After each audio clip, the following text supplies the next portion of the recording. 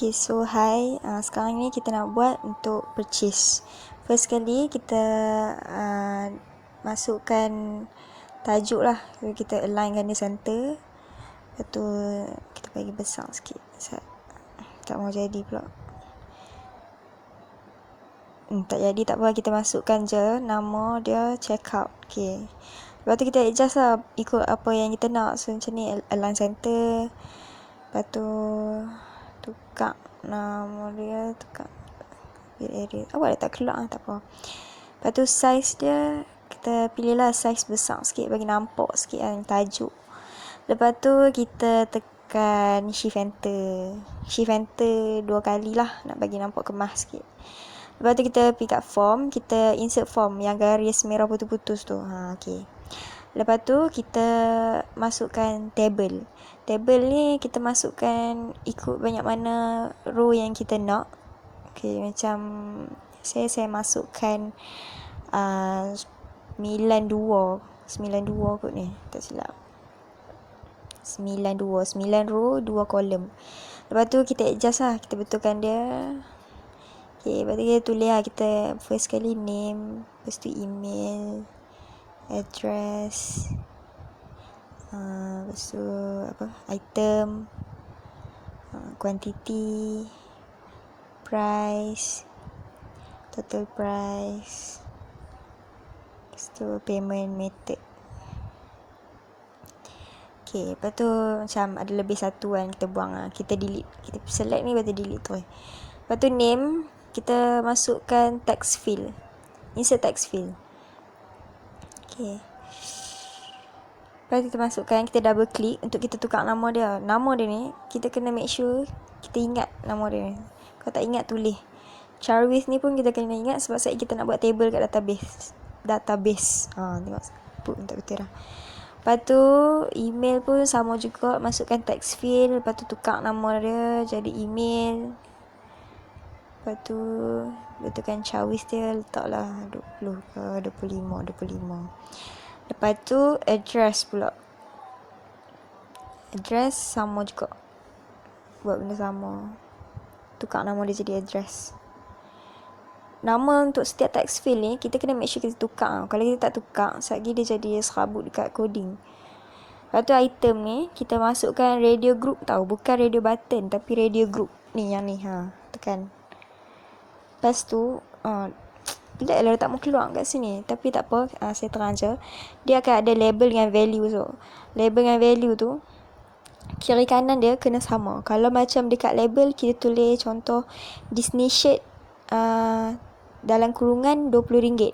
Lepas tu dekat value, kita tulis Disney shirt sahaja. Kita tak payah tulis yang dalam kurungan tu sekali. Lepas tu, kalau yang second, kalau kita nak tambah row, tambah radio button tu, kita just klik plus je. Kalau kita nak buang dia, kita tekan je yang minus tu. Lepas tu ni saya tak tahu saya pada tak mau keluar, tapi waktu duk buat dia keluar je. Tapi waktu record ni dia tak mau keluar. Pelik. Tak apa, kita tunggu dia keluar dulu. So lepas tu tulislah apa yang kita nak tulis, nama produk apa semua tu. Okay dah keluar dah. Dia akan jadi macam ni. So jadi macam ni. Dekat quantity ni pula kita masukkan list menu. Okay. Ni dia tak mau keluar, pelik sungguh lah. Kita masukkan list values dia. Contoh kalau belah label tu 1, value tu pun 1, 2 macam tu. So dia kena sama, dia kena tally kan. Okay, masukkan sekejap.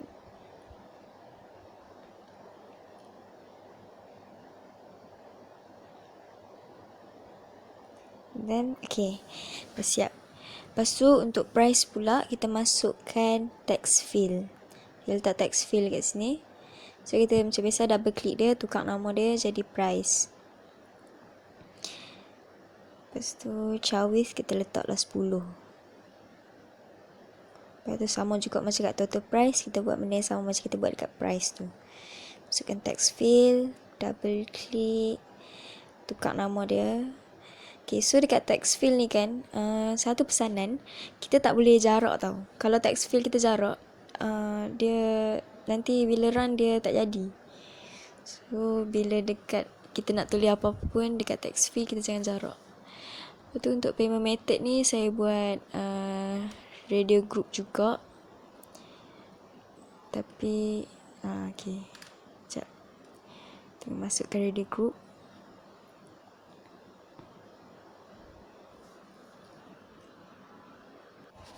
Okay, lepas tu okay, kita enter bagi form yang cantik sikit. Lepas tu kita masukkan button. Kat sini kita akan masukkan button submit dengan reset. So, okay, double click, kita tukar nama dia jadi reset. Sini pun tak reset juga. Action, kita letak reset form. Okay, untuk submit ni, kita tukar button name dia jadi submit.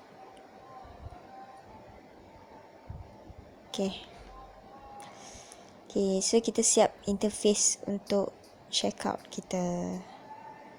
So, kita form ID untuk form yang garis merah-merah ni, kita jangan lupa tukar nama juga. Form ID ni kita letak nama purchase. Okay, and then action ni kita kena letak purchase output.php. Purchase output.php ni sekali kita buat page untuk kiranya macam order summary lah. Tapi saya namakan dia purchase output.php. Okay, sebab ini page purchase. So, yang nak main saat gini, nama dia purchase output.php. Okay, so kita dah betulkan nama dia. Macam tu. So, siap lah untuk interface dekat sini. Now, kita nak buat apa? Coding. Okay, sekarang kita nak buat coding pula. Okay, dekat coding ni, kalau kita nak buat price dia automatically kira, kita kena masukkan dekat sini on click sama dengan total. So, dekat notes madam ada tulis. So, kita just copy yang daripada notes madam tu and kita paste dekat sini. On click equals to total. Kalau total tu tak naik colour biru, kita betulkan balik. Kita padam yang buka ni, betul kita, okay. So, dia dah jadi colour biru. Settle satu dekat situ. And then next, kita nak paste coding calculation. Coding calculation ni kena duduk betul-betul atas ID ni. Atas form ID ni kan, start number, line number 75 ni. Okay, so kita bagi space sikit untuk kita letak coding calculation kita. So, kita paste sini. So, dia akan lari tau. Bila kita lari, kita betulkan dia lah. Macam ni, else if. Betul, sini pula dokumen. Okay. Betulkan. Bagi dia sama. Kita kena make sure dia jadi betul lah. Kalau dia tak betul, dia tak cantik. Lepas tu, ni kena carut dah tau. Dok ke? Tak pasal kita tengok nota dia macam mana. Okay, lepas tu ni kita kena buat tong bawah. Lepas tu yang lagi satu ni pula, kita kena buat tong bawah tapi dia rapat ke sana. Okay. Lepas tu, kita dah buat ni sekejap. Tu. Okay, so kita kena jarut sebenarnya. Jarut sikit. Lepas saya tengok nota tadi. Okay, dia jadi macam ni. Okay, so make sure kita punya coding jadi macam ni. Coding untuk calculation. Okay, now. Okay, macam ni kan. ID untuk ni, sini nama dia t-shirt tau. Ni berdasarkan yang madam bagi. Tapi yang kita punya nama dia lain. Okay, first of all, dekat ID sini, dia kena sama dengan value. Contoh kalau value kita Disney shirt, ID kita kena Disney shirt juga. Tapi dekat ID, macam yang saya cakap sebelum ni, ID dia tak boleh jarak tau. Dia kena rapat je. So, macam ni, value Disney shirt, ID pun Disney shirt. Kalau value dia Marvel shirt, ID dia pun kita tukar jadi Marvel shirt. Tapi jangan jarak. Okay, so kita tukar untuk semua dulu.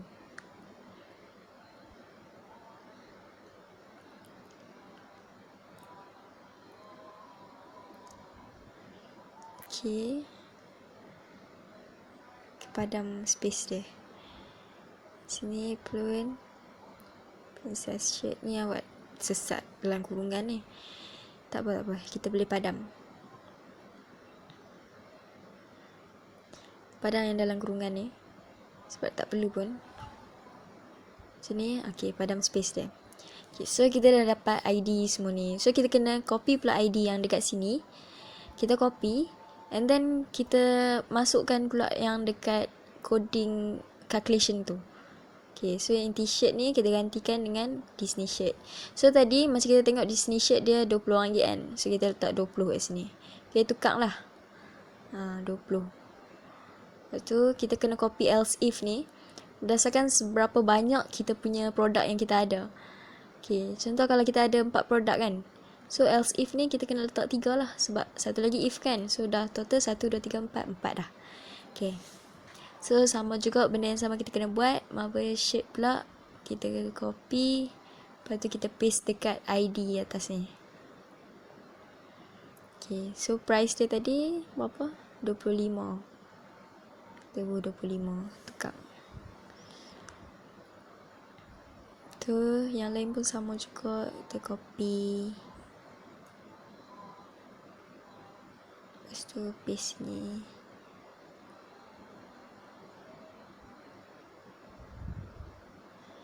Price dengan total price yang dekat coding ni kan, kalau menampak kan, dia kita kena sama macam text field kita tau. Kalau ni kan coding daripada Madam. So kalau hampa katalah price dekat text field hampa price tu P tu huruf kecil. So dekat coding ni pun price dia P hampa kena huruf kecil. Kalau total price tu tulis T price. So dekat coding sini pun kena tulis T price. Sebab kita kena bagi sama. Kalau tak, lagi waktu kita nak run tu, dia takkan jalan. So kita dah settle buat semua ni. Ni lah macam yang saya cakap tadi. Price, total price semua tu. Check dia punya nama sama ke tak. Total price. Lepas tu price.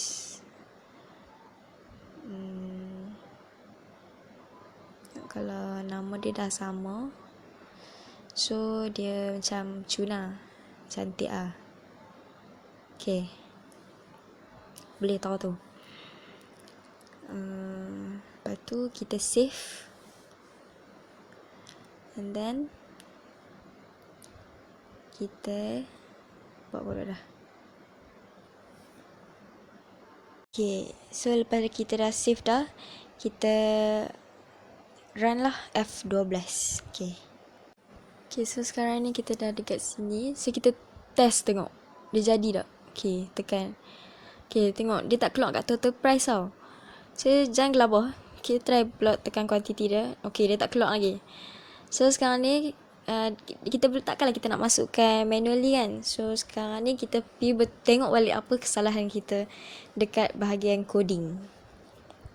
Sekarang ni kita check quantity, price kita, total price dia. Dah sama dah. Price pun semua ngam. Total price, ejaan semua sama lah. Lepas tengok quantity ni. Quantity ni dekat select menu tadi kan. Kita tukar nak nama dia? Tak tukar. So kita kena tukarkan nama dia dengan ejaan dan caps lock semua kena sama lah. Quantity gitu. Save. Kita save. Kita run kan dia. Lepas tu kita try tengok. Tekan marble shirt. Dah jadi. So kalau quantity 2 dia jadi RM50. So sekarang ni dah jadi untuk calculation. Pandai. Now kita nak create table dekat database pula. So kita create table purchase, number of field ni berapa banyak yang kita ada tadi. Contoh kita ada 8, kat sini kita kena letak 9. Kita kena lebihkan 1 untuk ID. So kita letak 9 and then go.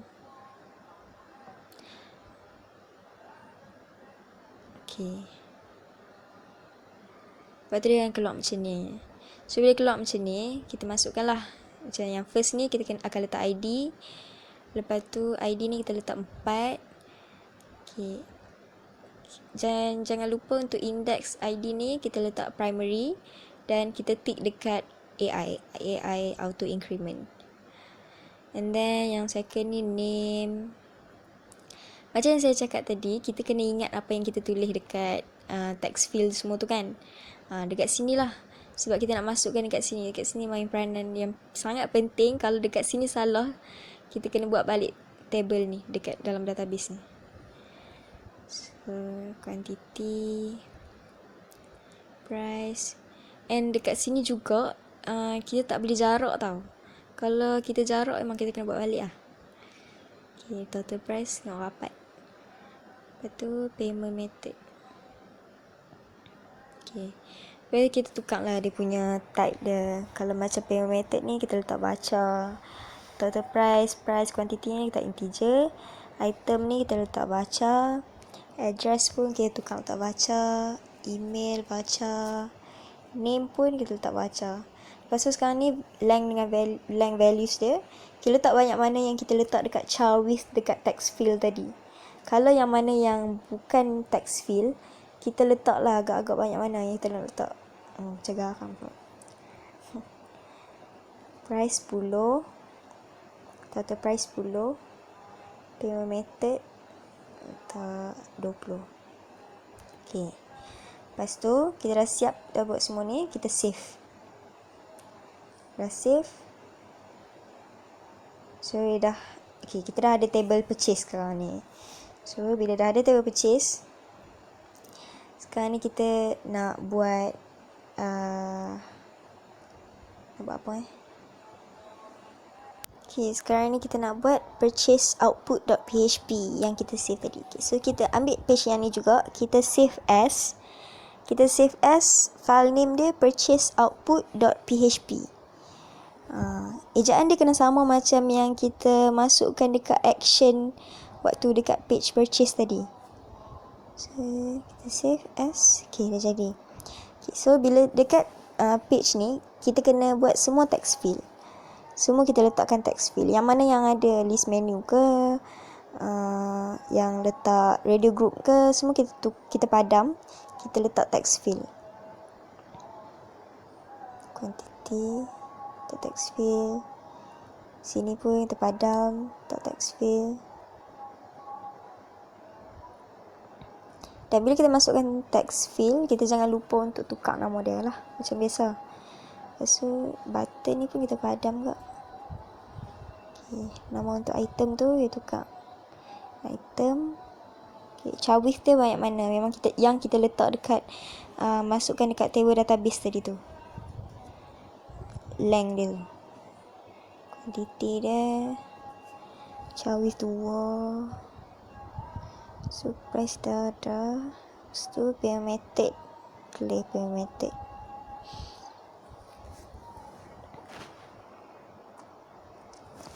Shall we dia. Lepas tu, dekat sini kita masukkan button. Okay, button ni kita tulis button name dia print receipt. Okay.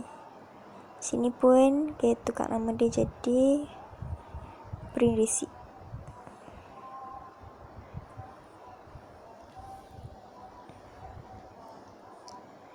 Alright. So, kita save. So, kita try run. Ni kita tukar nama dia jadi order summary. Order summary. Tarik sikit. Kemah. Mana tu ni? Okay. Lepas tu, dekat sini, dekat dalam notes madam tu, dia dah bagi tau. Initial value dia kita nak letak apa. Kita copy je, masukkan dekat sini. Masukkan dekat initial value ni. Copy, paste. Lepas tu dia akan naik form name macam tu. Lepas tu kalau email pula, sama juga. Kita buat benda yang sama. Kita copy. And then kita paste dekat sini. Okay, dalam kurungan ni, Kita tukar je. Tulis email. Ejaan dia masih sama macam nama text field Address pun sama. Kita tukar nama dia jadi address.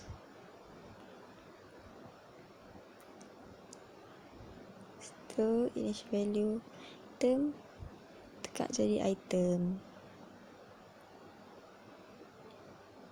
Kita kena double click tau. Kalau double click dia tak keluar. Item quantity. Enter. Lepas tu sini pula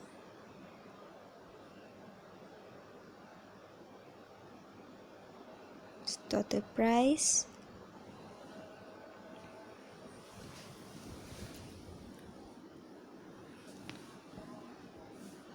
And then payment method.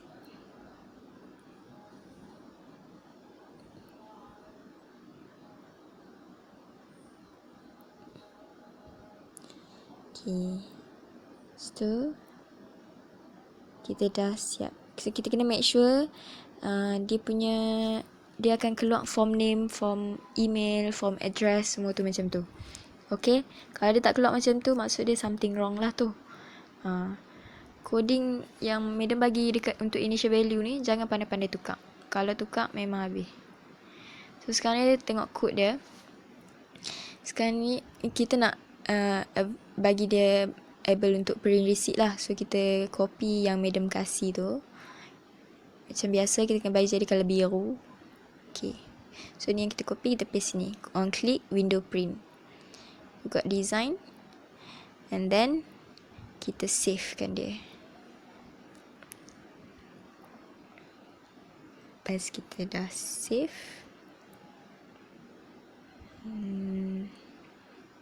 Kita run. Tak run lagi. Tak, jangan run lagi. Kita masukkan insert record dulu. Insert record. Lepas tu kalau table name dia tu kita ambil purchase lah, table purchase yang kita buat kat database tadi tu. Okay, so dah siap ni. Kenapa dia tak mau keluar ni geram semula? Tekan OK lah. OK. Lepas tu tengok tepi tu. Dah muncul dah insert record kan. Sebab tu dia naik colour biru. Sebab dah buat insert record. Insert record ni macam nak to be able dia keluar kat sana nantilah. Ni purchase output. So kita nak run, kita buka dulu page dekat purchase ni. Lepas tu tengok apa lagi ni. Kita run. Okay, sekarang ni kita check jadi ke tak. Kita tulis dulu email. Lepas tu masuk ke address. Marble shirt. Okay, pilih quantity tak 2. Terus AMB klik submit. Okay, print receipt.